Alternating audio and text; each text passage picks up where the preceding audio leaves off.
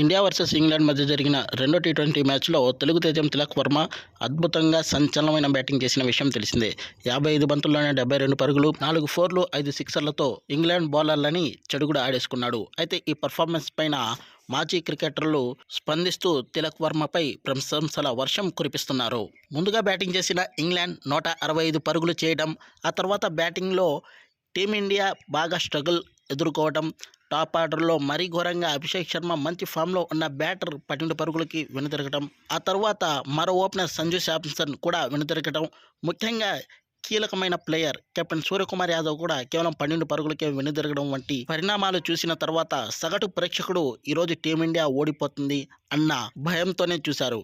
కానీ తెలుగు తేజం తిలక్ వర్మ ఆ భయాన్ని నిలువరించి అద్భుతమైన బ్యాటింగ్ చేయడం ద్వారా భారత్ని విజేతగా నిలిపాడు. అసలు టీమిండియా 17 ఓవర్లు పూర్తి చేసుకున్న తర్వాత 146 పరుగులు చేసింది. అది కూడా 8 వికెట్లు కోల్పోయి.